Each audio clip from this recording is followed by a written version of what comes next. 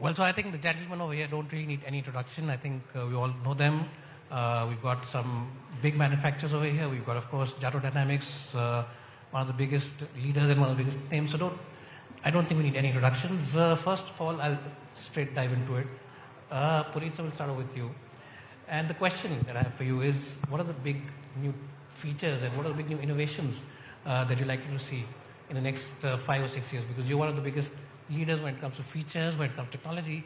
So what are the big, road ahead you see in the next 5 years?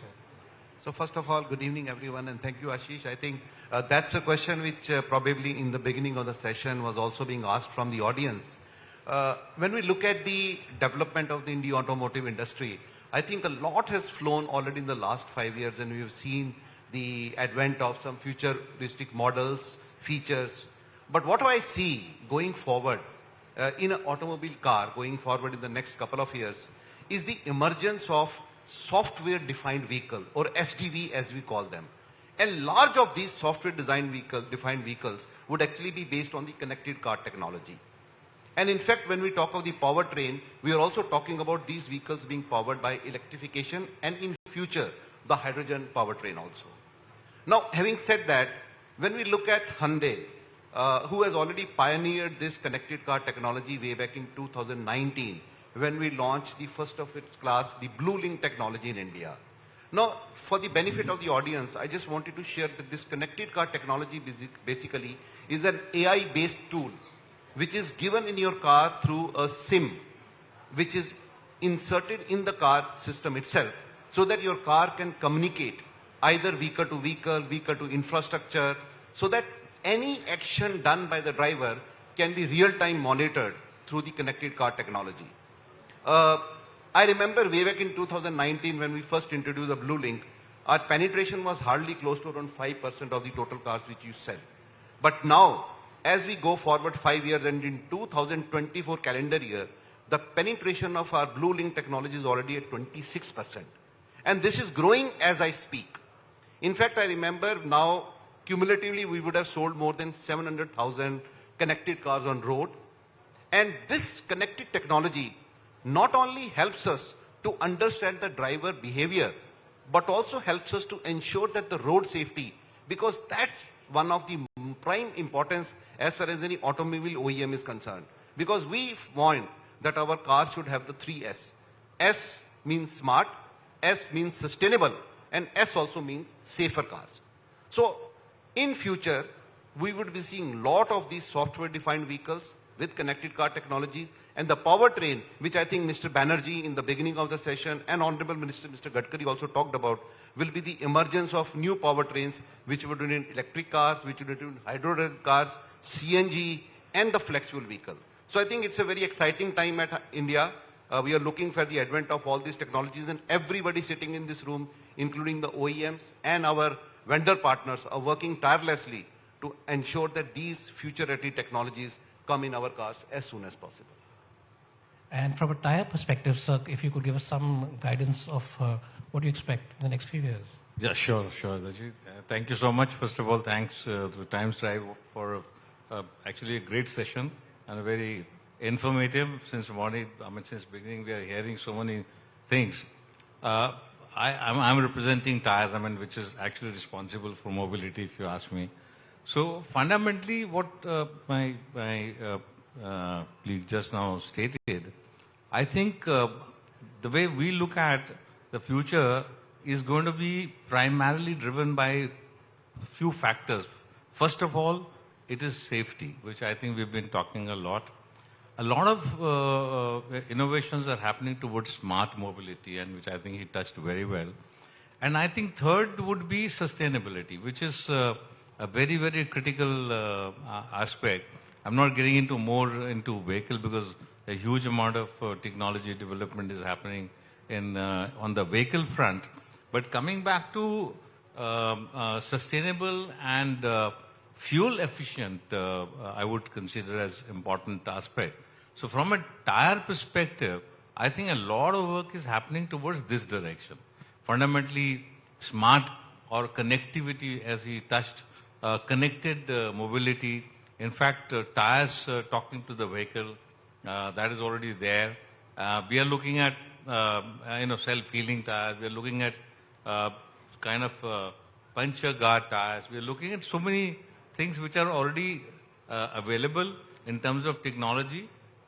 But the focus, because automation, or I would say the connectivity or the capability of the vehicle are continuously enhancing, and therefore it is also necessary that the component industry, particularly like tire for that matter, has to not only meet those challenges but meet the environmental, meet the sustainable, meet the safe challenges, which is what we are looking at and we are working. Jyoti, if you could also take that question, because you're at the top end of the market in terms of pricing. So what do you see in terms of the features, the new tech that's coming up in the next 5 years or so? Yeah, so first of all, once again, thank you so much for having us here and having this conversation. And I think I agree with Puneet. One of the key things you will see, obviously, is the software design vehicles, SDVs as we call them. They are around the corner. At Volvo, we've already launched EX90, which is our first SDV. And I'm sure we will see this coming in all the cars over the period of time. So what does that really mean is that today the whole system is developed of different ECUs. And this will have a core computing. So there is one single ECU which controls the whole car. So it is going to become much more faster. And obviously, this is the base is on EVs. And beyond that, I think what I see coming out is also regarding AI. AI will play a very important role when it comes to providing safety to the whole system. It's not about providing safety only to people who are inside the car, but it is also takes care of, let's say, through recognition, animal recognition, pedestrian recognition systems will have ability to recognize, and through AI power, you can actually diagnose what is likely to happen and take whether it is emergency braking. So you will see a next generation of AI. And what will support that is LiDAR. So today, most of the cars we use radars. Now the next generation car will have LiDARs, which can actually see through even in the night. So, and supported with AI, they will ensure that we are able to offer the best and safest cars in the country. And I think beyond that, I think already the next generation of ADAS, driver assistance, will come through. I think during the conversation, there was a discussion about self-driving cars. Self-driving car may still be a little far off, but ADAS going to next level and providing the next level of autonomous driving or driver assistance will come into play. That's what I see coming about. Obviously, sustainability is important. The way cars are manufactured will change. The way, I think, what sort of materials are used in the car, everything will change. So those are the things what I would like to highlight. And I'd like to ask you, sir, is the buyer ready for all this? Because all this also comes at a cost. So is the buyer ultimately ready to take all these features? Because all these features, especially with a mass market player like Hyundai, comes on the top end cars. So because you are at the end of the market. Yeah, see, cars have become very expensive. So mobility has become, in a way, discriminating. Mobility is not accessible to everybody. That is the sad part of technology creeping up the car prices. So one of the things which is to be done is that you have to balance between what the public wants and what the technology is offering. Technology is offering really all, you remember Star Trek. Star Trek said, "Beam me Scotty," right? That's the ideal mobility which I'm looking for. Someday I'll be sitting on this chair and tomorrow I'll be in Bombay in my home, right? So that's not happening. The technology promises a lot. It is still experimental. So whether it is the energy density of a battery, which is growing but not there. There is the convenience of charging, which is there but not there. So autonomous driving, even in US, Waymo is the biggest company. So they also had a car chasing a truck which had a buffalo, because it did not recognize the truck but recognized the buffalo. Or a truck which was transporting trees was chased by a car thinking it's just a tree, not a truck. So technology is evolving rapidly, and we have come to rely on technology as a matter of fact, whereas it is an evolving science. So we will have experimentation, we will have failures in experimentation, there will be frustrations in experimentation. But yes, it is driving, mobility is becoming exclusive and not for masses. And what are the other big challenges you face? I mean, what are the challenges you face in adoption of all these technologies that they spoke about? Okay, so, yet the features are, many of the things that automotive industry talks about or people like us talk about are still covering the distance from a lab to a mass production car. Not all has come to a mass production car. So this transition of features as they grow in adoption is one of the challenge. How to make them cheaper. So battery, for example, we are talking about 100 kilowatt. Yes, it will come below that. But today, electric car is 40% more expensive. And I think the minister made a statement also that within 6 months, it will be all right. So yeah, mark the date. Puneet sir, I'll Yeah. have the same question to you. What are Yeah, the- so I think I'll also add to what Mr. Ravi also said. Definitely technology comes at a cost. But at the same time, when OEMs try to democratize technology, then the adoption rate of those technologies also start increasing. A case in example, India is a very warm country, very hot country. And, who would have thought that people in their car would love to have a panoramic sunroof? That was considered to be a luxury.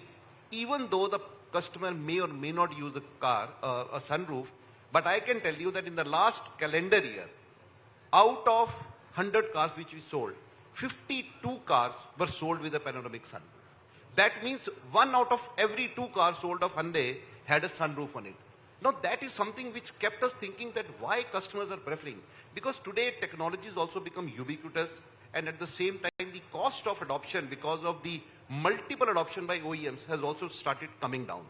The second case is automatic transmission, which always customers used to say, oh, automatic transmission is very expensive, fuel average, so on and so forth.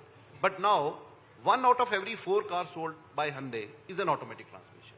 Similarly, connectivity, which I told you, 26% cars are already with connectivity.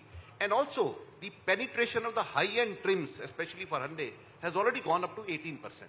So yes, technology comes at a price, but I am very happy to share that the auto industry has become quite responsible, and that's where the cost of technology, when spread over a larger mass, and that's where we see the proliferation of 4.3 million cars, passenger vehicles, which we sold in India last year, has actually led to the democratization of these technologies. And the days will come when future technologies, which I think Mr. Jyoti also talked about, ADAS. Now, out of 14 models which we offer in India, 12 models are already with connected technology, and 9 models out of the 14 are already with ADAS. So ADAS as a technology itself is becoming very much penetratable in the Indian market, and I'm sure with the times to come, with the coming of these modern roads, which Mr. Gadkari talked about, the adoption of ADAS and these technologies will increase because safety is paramount importance. OEMs, customers, and the government will be working together to see that the adoption of these life-saving technologies become more affordable and also more meaningful for the people. Mr. Misra, is that something you also face, the high cost? Because when you offer green tires, EV tires, costing is much higher. A lot of customers, when they change their tires, they actually don't want a green tire on their car. They say, normal wala tire laga do, meko nahi kharcha karna hai. Is that something, it's a big challenge? Do you see that? You see, this is as I think somebody said, chicken and egg. So the point is that there is a need. I mean, on the one hand, we are talking about net zero. Government of India says net zero by 2070, and companies are announcing. So how do you achieve that? So therefore, the technology will drive it.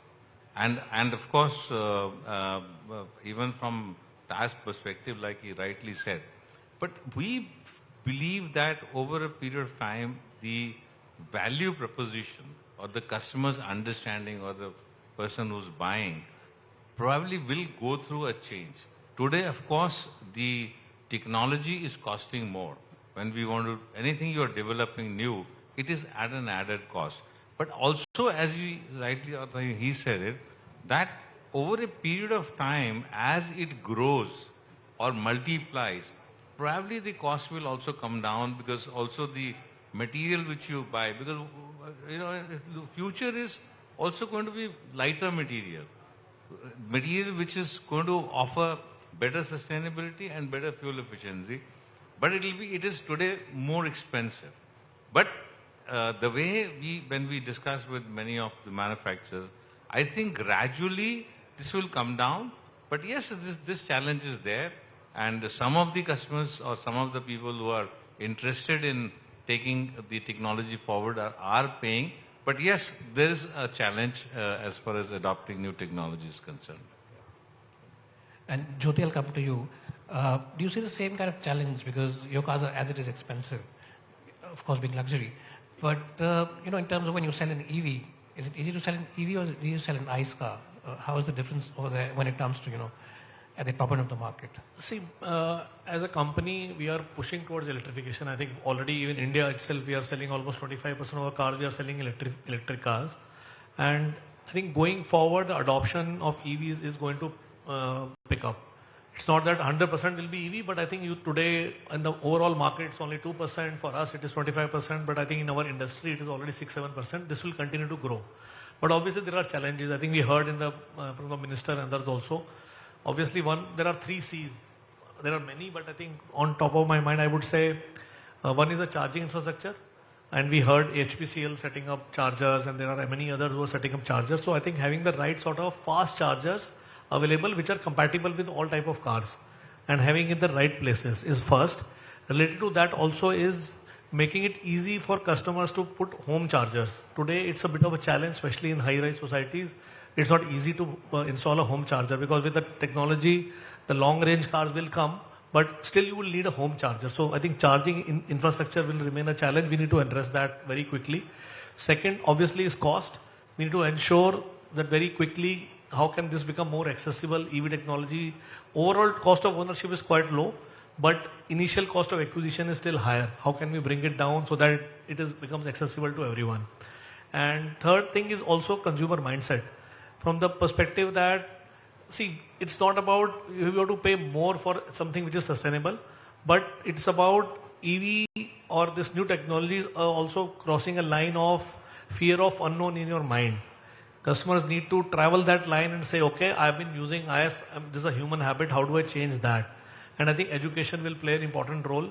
And I think government incentives, policies are supporting that. We heard how it is important for our country that we should move in that direction. So I'm sure in our country, we will have EVs moving forward and all these challenges can be overcome. And I think what we heard from the minister and from others beforehand, I'm very confident that these challenges will be overcome very fast. And Ravi sir, I'll ask you, basically, this big challenge, as he said, EV penetration is a big challenge. There are lots of hurdles.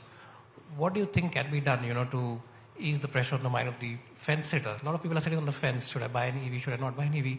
EV sales have slowed down this year. So there are 2-3 things have to come because human beings mimic other human beings.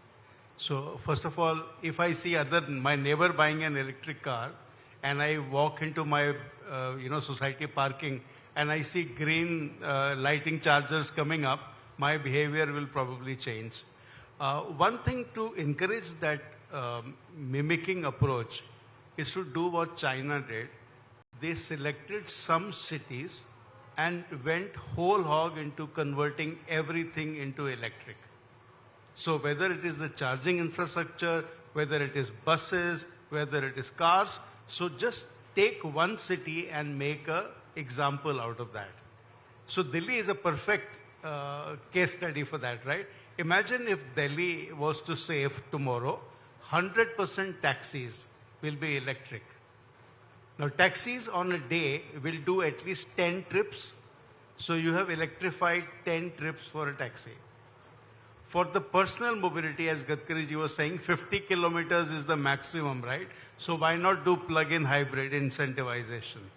So you have to pick a city and make it a role model for other states to look at that. If that is not done, we are spreading few resources very, very thin. Also, do you think that, when a buyer is buying a car, he has that green conscience behind, or do you think he's just buying it because paise bach jayenge, he does all that calculations? Because as he said, people are buying a sunroof. They prefer a sunroof over some other features in the car which might actually be beneficial. So do you think that is also missing, that education is missing Yeah, education is definitely missing. But more than education, I think the TCO is still not favorable. You know, somebody said scooters, three-wheelers, it started happening. Why no education happened in three-wheelers? But TCO shifted. So whenever the TCO will shift, you don't need to train people. Money will teach them. Puneet, I'm coming back to you. You know, lots of benefits you told us about ADAS and the other features which you think are going to become very commonplace in the next few years. But do you think that ADAS is a very relevant feature for India because our roads are very populated, over dense, you know, heavy density? A lot of people don't buy a top-end version because they say, "Mujhe ADAS nahi chahiye, mujhe sunroof chahiye." So again, about customer education, how do you think that can be? So, you know, as I mentioned, that always technology will always be initially very challenging for the people to adopt. And I think rightly mentioned, education is something which is very important. But at the same time, now the customers also realize that for them, safety is also of paramount importance. We have seen a couple of years back what happened in the country and the world in terms of COVID, you know, spread, and how people adopted personal transport over shared transport, and how the family values have started coming in. Now we have also seen people traveling long distance with their families, 6 and 7 people put together. So that's why the advent of bigger cars and the SUVs also we are seeing. So ADAS is a technology which will encourage the people to adopt safety. And that's where, as I said, that 14% of our cars, almost 9 cars out of 14 cars are with ADAS. And I'm seeing that these adoptions will further continue to increase because the cost of technology itself is also coming down. Jyoti mentioned about the radars and the lidars which are coming, and with the coming up of these volume players, all these technologies are actually coming at a very good price, and the OEMs are passing on these costs as the benefits to the customer so that they can adopt more and more. But you know, whenever there will be a new technology, there will be challenges. Like for example, EV penetration itself today we are talking is a big challenge in this country.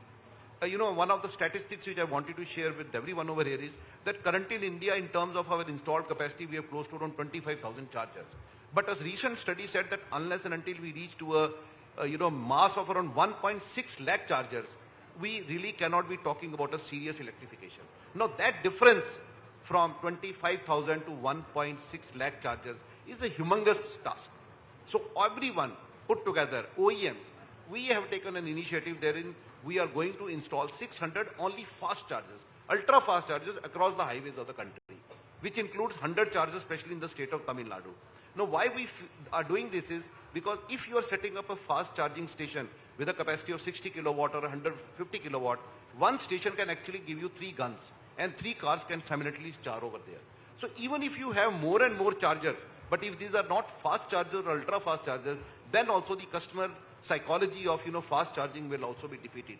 Therefore, it is now a matter of time, and I think the PM e-drive scheme, which was recently announced, also allocates 2,000 crores towards the setting of this charger infrastructure. So I'm very confident that with the collaboration between the OEMs, the government, and also the various CPOs or the charge point operators we call them, we will be able to democratize the adoption of these EVs also. And similarly, we have seen the growth. Mr. Gadkari talked about 14% in the cars as far as last year was concerned. It's a very promising figure. Yes, India is a big country and all these things will definitely take some time. But we are very positive that with the times to come in 2030, we should be looking at a double-digit penetration as far as EVs are concerned. And I think all of us are committed to ensure that EV becomes a reality so that we can become a nation which is sustainable, which is safe, and which is smart. Mr. Misra, same question to you. A lot of people are not aware of the benefits, as we said. Customer education, is that something that you're looking at? I think this is very, very critical because I think awareness and I'm in total agreement. In fact, a lot of things customers are not aware of. Even a lot of technologies customers are not aware of. So that is something which is very important. In fact, Gadkari's talked so much about safety and the first, in fact, many times we've heard he admits that this is one area I have not been able to succeed satisfactorily. So now that is because I would call it as a education or customer awareness. I think second is also regulation, the regulations and regulation compliances. Third, I would also consider some kind of a lack of infrastructure or those kind of things which are also leading to these kind of problem. But if efforts are made, and in fact many are we as organization, and also we, one of the association, which is Tyrre Association Atma, we are doing a lot of work on safety, on sustainability all over the country, on many expressways. And it is surprising to see the complete lack of awareness of people and safety aspects. From a tire standpoint, you'll be surprised to see that almost 60 to 70% of the cars we find are underinflated. Now that is very unsafe. You go to expressways, you'll see the tires which are completely worn. There is a regulation in the country that the tire must be replaced after certain, there is a indication, there are indicators on the tire, everything, but the education is missing. Information is, awareness is missing. So I would say that I think as each one, we need to work on this particular area, try our bit, I would say, to educate and make customers aware about all these aspects, certainly. Jyoti, you mentioned a new technology that's coming up for ADAS. Can you just elaborate on that? Because I wanted to... So I think let's look at ADAS as something which can actually work to avoid collisions, right? Because end of the day, humans are driving the car today. I think we all agree that it's not going to change, so that suddenly there will be autonomous drive. Those cars will come later. So right now, let's assume humans are driving the car and technology can only help. So ADAS is a great technology which can help avoid collisions. So there are things like cross traffic alert. There are things like blind spot identification. So before a human can identify, technology can tell you that something is coming and actually push the lane so that you are avoiding the collision. It's already available in our cars, and I believe the next generation of ADAS will further work. I'm sure a lot of our dealer partners sitting here, they will not like it, but collision avoidance means lower revenue for the body and paint shop. But end of the day, as a country, as human race, I think what we need is reduction in the loss of life, fatalities. I think this avoidance can only help us get there.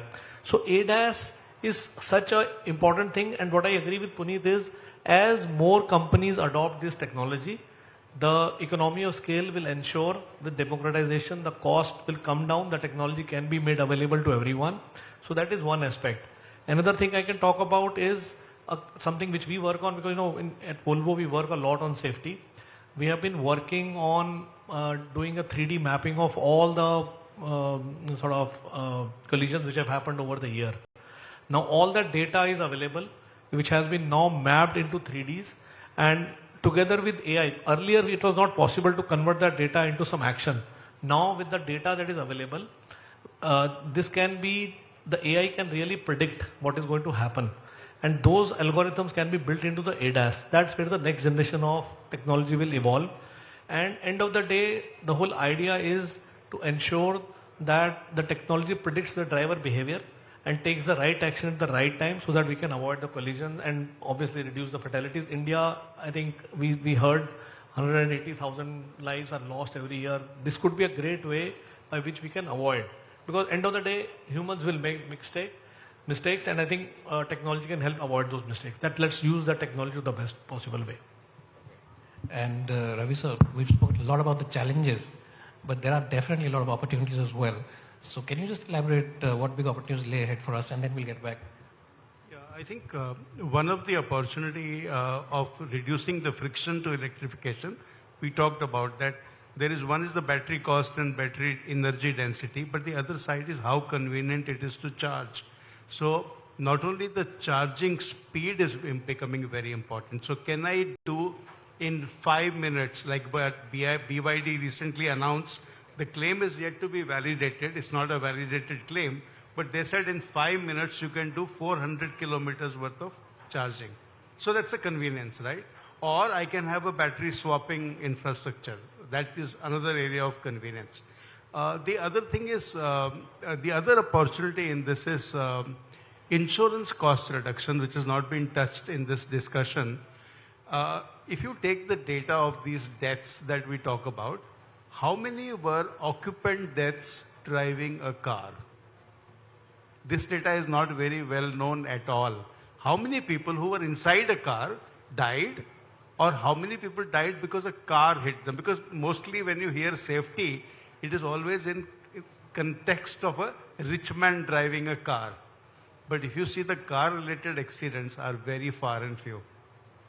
Despite that, car has a huge burden of regulation. And despite me buying a more safer car, I still pay the same insurance that an unsafe car buyer also pays. So our insurance policy is an opportunity to incentivize people to first of all change their driving behavior and buy more safer cars. These are a few of the opportunities which come top of the mind. It's the same question for you. What are the big opportunities? So, so first of all, let us look at the recent, study which I wanted to share.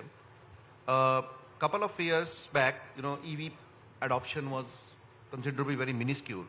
Now, in a recent study, what has come across India and globally is that the intent of an Indian customer to buy the next car of his or her as an EV is 49% compared to 34% globally.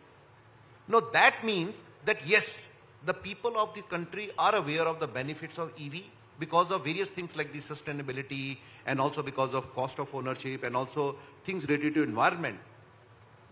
This is an opportunity which now is very important for the OEMs to cash upon and see that how that intent of 49% can be converted into a real purchase intention.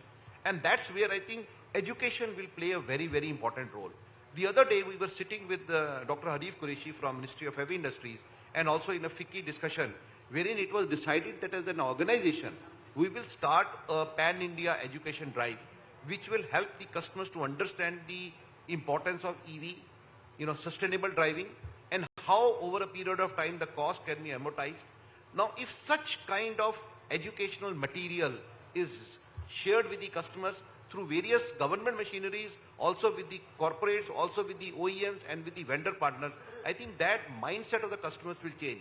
I do agree with what Mr. Ravi also mentioned, that as in two-wheeler, the TCO played a very important role.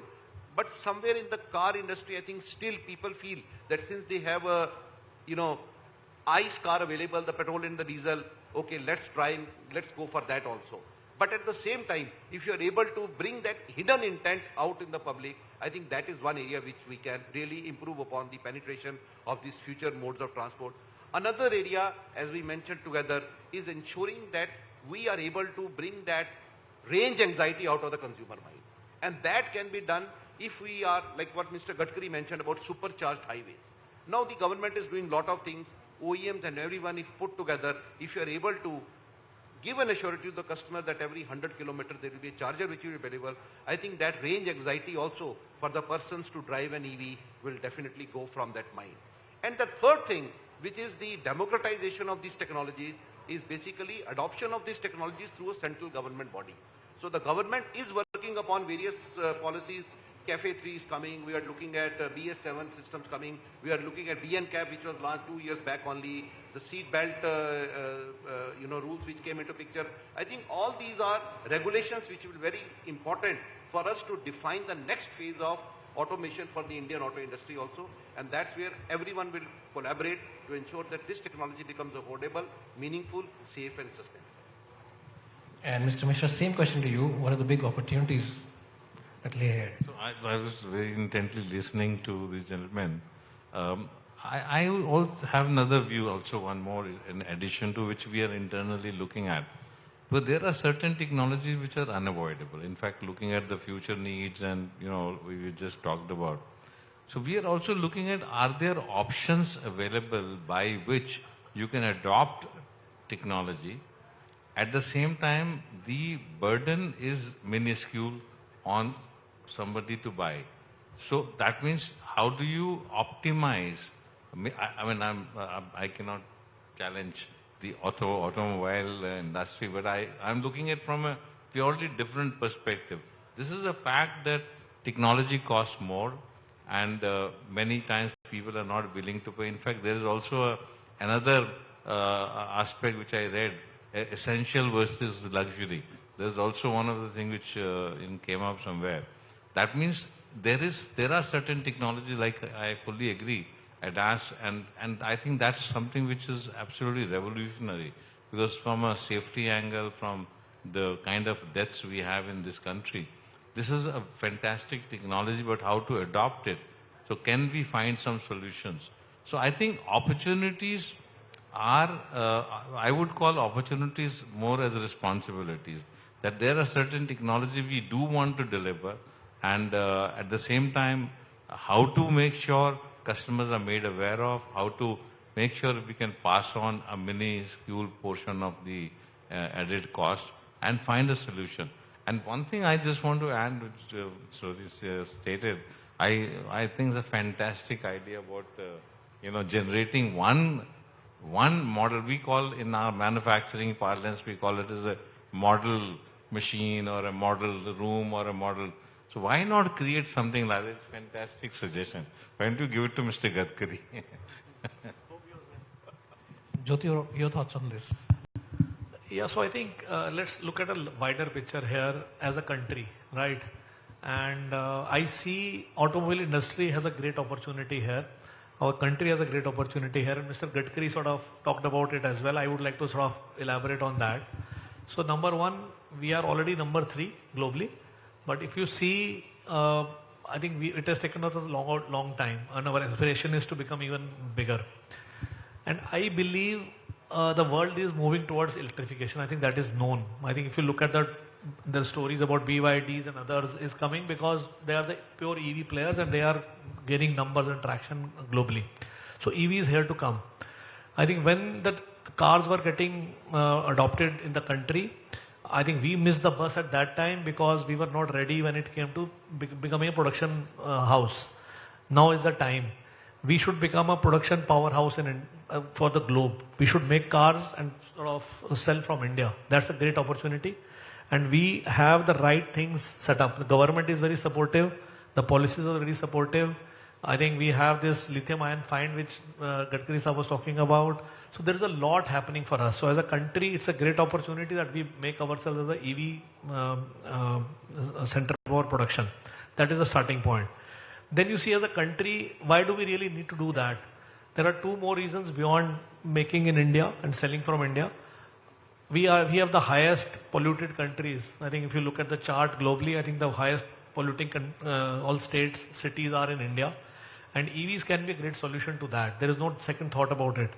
Even if, let's say there is a debate whether the pollution shifts from cities to somewhere else, but we need to cut away pollution from the cities. And I think EVs can play a role there. So we need it because of that. And third, obviously oil imports. Minister Sahab talked about that. How do we cut down our oil imports and make it self-sufficient? So if you look at from all these perspectives, I believe that's a great opportunity, and I would like to use this forum to say, as an industry, we have to come out with one single voice and say EV sahi hai. Because we need to go out with one voice, otherwise we are only confusing the customers whether we should go this way or that way. I think if you look at government is very clear with their policy. They are saying, as a country, we need to move more toward electrification, and hence I would say EV sahi hai, and that's a great opportunity for the country. Well, I don't think a lot of other manufacturers will agree with you because some of them don't have any EVs. But anyways, I think thank you guys for your time. Very insightful discussion. I'm really sorry we've run out of time. So we'll end it here. Thanks once again for all coming over here. Thank you so much.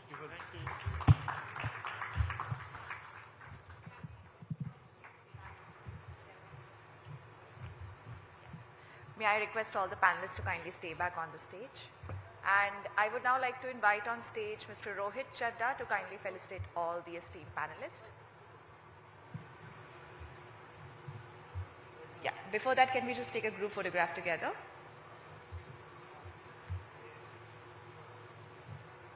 Thank you so much once again for sharing all your valuable insights with us. Very enriching discussion. Thank you once again for enlightening all of us with your wealth of knowledge, expertise and experience. Thank you so much, Mr. Chadda. May I now request you to kindly felicitate all the panelists. We have amongst us Mr. Puneet, Anand, AVP and Vertical Head, Corporate Communication and Social at Hyundai Motor India Limited. Vijay Kumar Misra, Technical Director, JK Tyrre and Industries. Jyoti Malhotra, Managing Director, Volvo Auto India Private Limited, and Ravi Bhatia, President, Jato Dynamics. Thank you all once again for sparing time and enlightening all of us with your thought-provoking insights. And thank you, Ashish, for the wonderful moderation.